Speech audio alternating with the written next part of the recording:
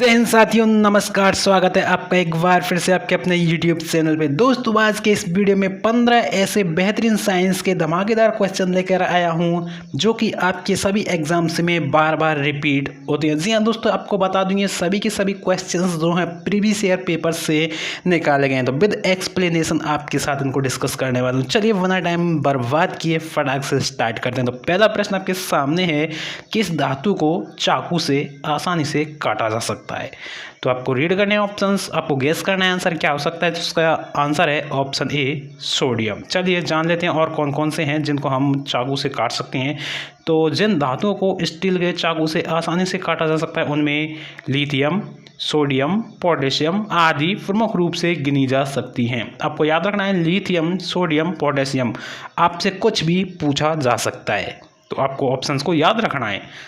चलिए अगला प्रश्न आपके सामने है, कटे हुए सेब का रंग कुछ देर बाद भूरा हो जाता है। आपने नोटिस किया होगा गाइस, जैसे ही आप सेब को काट कर रख देते हैं थोड़े टाइम बाद उसका कलर चेंज हो जाता है क्योंकि वह वायु से क्रिया करके बना लेता है।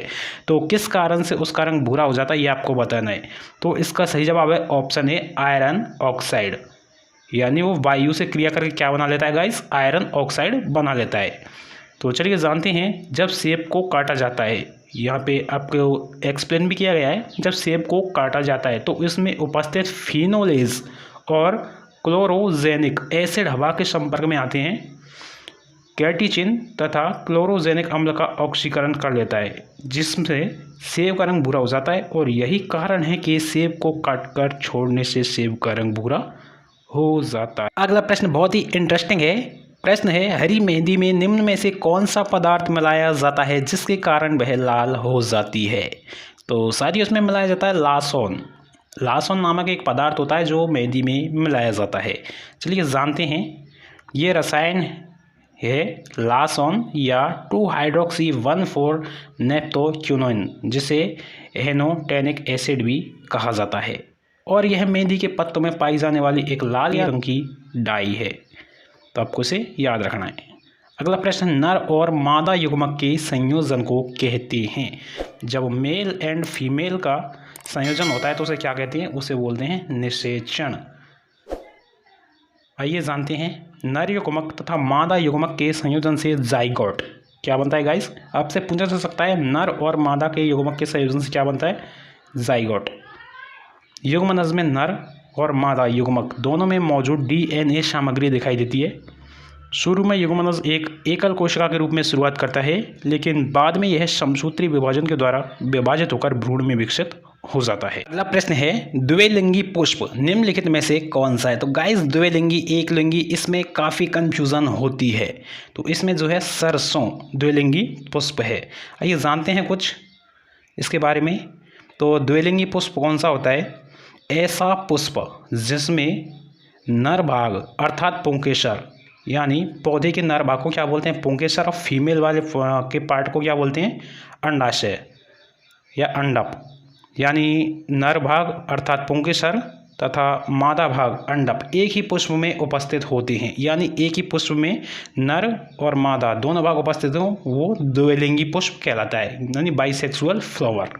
जैसे गुड़हल, सरसों। आपको दोनों एग्जाम्पल्स को याद रखना है। द्विलिंगी पुष्प के एग्जाम्पल्स हैं गुड़हल और सरसों, दोनों को आपको याद रखना है गाइस, आपसे डायरेक्टली पूछा जा सकता है। अगला है, रक्त प्लाज्मा में जल की लगभग मात्रा होती है। तो ये होगी 90%। आइए जान लेते हैं इसके बारे में। प्लाज्मा कुल रक्त की मात्रा का लगभग 55% तक होता है। प्लाज्मा कितना होता है गाइस? रक्त में 55% प्लाज्मा होता है, और प्लाज्मा में लगभग 90% अंश जल का होता है। इसमें 90% में कौन कौन सी चीज़ें जाती हैं? इसमें प्रोटीन, शर्करा, थक्का जमाने वाला कारक, खनिज, आयरन, हार्मोन और कार्बन डाइऑक्साइड घुले रहती हैं। चलिए अगला प्रश्न जान लेते हैं। अगला प्रश्न है, लाल रक्त कणिकाओं को निम्न में से किस नाम से जाना जाता है? तो ये तो सिंपल सा सवाल है। लाल रक्त कणिका यानी red blood cells, red blood cells, तो यानी RBC।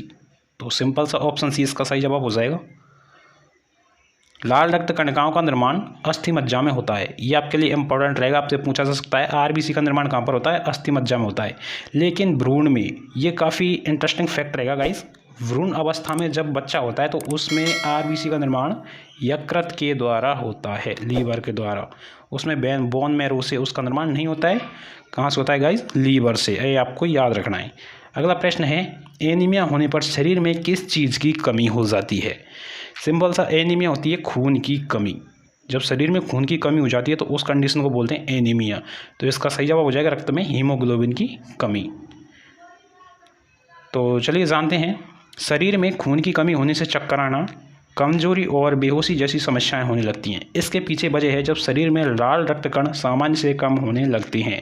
लाल रक्त कण यानी कि आरबीसी, रेड ब्लड सेल्स। तो शरीर में खून की कमी हो जाती है। ऐसी स्थिति में आपके शरीर में एनीमिया की समस्या हो जाती है। अगला प्रश्न है, मादा एनाफिलीज मच्छर जब काट देता है तो उससे कौन सा रोग होता है? तो गाइस आप यहाँ से चेक कर सकते हो कौन सा रोग है जो मच्छर के काटने से होता है। तो इसमें मादा एनाफिलीज के काटने से होता है मलेरिया। आपको कैसे रखना है? मादा एनाफिलीज, मादा का माँ आ रहा है और मलेरिया का माँ आ रहा है। इस तरह से आप इसे याद रख सकते हो। जान लेते हैं कुछ इसके बारे में। जैसे कि दोस्तों, मादा एनाफिलीज मच्छर जब मलेरिया रोगी का रक्त चूसती है तब रक्त के साथ मलेरिया परजीवी भी उसके आमाशय में प्रवेश कर जाते हैं।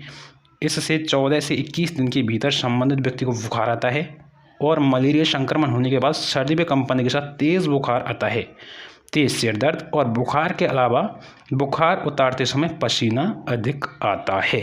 आपको याद रखना है। अगला प्रश्न है, बहुत अधिक ऊंचाई पर मनुष्य की लाल रुधिर कणिकाओं यानी कि ज़्यादा हाइट पर जाने पर मनुष्य की आरबीसी पर क्या प्रभाव पड़ता है? उनका आकार बढ़ जाता है, संख्या बढ़ जाती है, आकार छोटा हो जाता है या संख्या घट जाती है। यानी कि आपने नोटिस किया होगा जब भी आप कभी ऊंचाई पर चढ़ोगे तो आपका चेहरा एकदम से लाल हो जाएगा। क्यों हो जाएगा? क्योंकि आरबीसी की संख्या बढ़ जाती है। तो इसका राइट आंसर हो जाएगा ऑप्शन बी, संख्या बढ़ जाती है। तो चलिए जानते हैं, ऊंचाई पर कम हवा के कारण ऑक्सीजन की उपलब्धता काफ़ी कम हो जाती है। यानी ऊंचाई पे जैसे जैसे हम जाएंगे तो ऑक्सीजन वहाँ पे कम हो जाएगी। आरबीसी में हीमोग्लोबिन होता है। क्या होता है गाइस? हीमोग्लोबिन, जिससे ऑक्सीजन को बांधने की क्षमता होती है। यानी कि ऑक्सीजन कैसे परिवहन करता है हमारे शरीर में? हीमोग्लोबिन के साथ चिपककर। और यह मांसपेशियों, ऊतकों और अंगों में इसके परिवहन और वितरण में मदद करता है। इसलिए ऊंचाई पर लाल रक्त कोशिकाओं की गिनती में वृद्धि होती है जो हार्मोन इरिथ्रोपोएटिन के कारण होती है। और यह भी आपसे पूछा जा सकता है, ऊंचाई पर जाने पर किस हार्मोन के कारण आरबीसी की संख्या में वृद्धि होती है? तो इसका हार्मोन का नाम आपको याद रखना है, एरिथ्रोपोएटिन। इंपॉर्टेंट रहेगा आपके लिए। अगला है, किसी मनुष्य के लिए स्वच्छ हवा की कितनी मात्रा आवश्यक है? तो इसका आंसर होगा ऑप्शन डी, 1000 घन फीट वायु प्रत्येक 10 सेकेंड में। सिंपल आपको इसे याद रखना है। अगला प्रश्न है, हाइड्रोलिक प्रेस में किसका उपयोग होता है?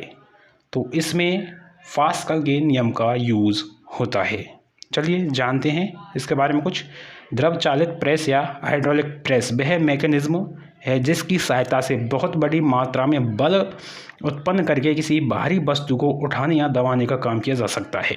यह लीवर के तुल्य बल का ट्रांसफॉर्मेशन करता है। इसके अन्वेषक के नाम पर ब्राह्मा प्रेस भी कहते हैं। चलिए अगला प्रश्न है, रेफ्रिजरेशन वह प्रक्रिया है जिसमें आपके सभी के घरों में रेफ्रिजरेटर का यूज़ तो आप करते ही होंगे। तो क्या है उसके बारे में सिंपल आपको बताना है। यानी कि फ्रिज में हम किसी भी चीज़ को रख देते हैं तो वो ज़्यादा टाइम तक चलता है, यानी जल्दी से वो ख़राब नहीं होता है। तो क्यों ख़राब नहीं होता है? तो इसमें आपको बताना है ख़राब क्यों नहीं होता है। कीटाणु मर जाते हैं, कीटाणु की वृद्धि दर घट जाती है, कीटाणु की कार्य क्षमता रुक जाती है, या कीटाणुओं का प्लाज्मा बन जाता है। तो गाइस ठंडे में क्या होता है? कीटाणुओं की वृद्धि दर घट जाती है। जैसे कि चलिए जानते हैं यहाँ पे, प्रशीतन रेफ्रिजरेशन एक ऐसी प्रक्रिया है जिसमें किसी बंद स्थान के अंदर का तापमान कम किया जाता है और वहाँ पर रखे पदार्थों की गर्मी को दूर किया जाता है और उसे एक स्थिर तापमान पर रखा जाता है। अगला प्रश्न है, जब नींबू के रस को खाने के सोडे पर डाला जाता है तब उसमें तेज़ उत्फुलन होता है क्योंकि उसमें उत्पन्न गैस होती है। यानी कि नींबू के रस को जब अपन खाने वाले सोडे पर डालेंगे तो उसमें से कौन सी गैस निकलती है? उसमें से निकलेगी गाइस कार्बन डाइऑक्साइड।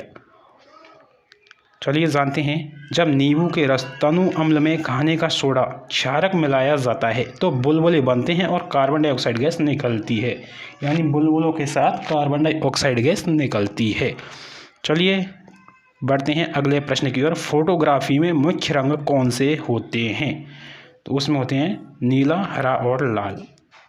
नीला, हरा और लाल। यहाँ पे देख पा रहे हो, फोटोग्राफी में मुख्यतः नीला, हरा, लाल और यहाँ पे पीला भी होता है। इसको भी आपको याद रखना है। ये तीनों रंग कैथोड किरण नलिका में 3 विभिन्न फास्फोर होते हैं। तो साथियों, ये था आज का वीडियो। आई होप आपको प्रश्न समझ में आए होंगे। अगर आपको वीडियो पसंद है, वीडियो को लाइक करना, कमेंट करना, चैनल पर नए को सब्सक्राइब करके बेल नोटिफिकेशन को ऑन करना। अगर आप इसी तरह की सीरीज़ कंटिन्यूसली देखना चाहते हो तो हमें कमेंट करके ज़रूर बताना, ताकि हम इसी तरह से आपको प्रीवियस ईयर पेपर्स से क्वेश्चंस निकाल के एक्सप्लेन सहित आपको प्रोवाइड करा सकें, जो कि आपके सभी आगामी प्रतियोगी परीक्षाओं के लिए काफ़ी हेल्पफुल रहेगा। तो साथ ही मिलेंगे एक नई वीडियो में। जय हिंद।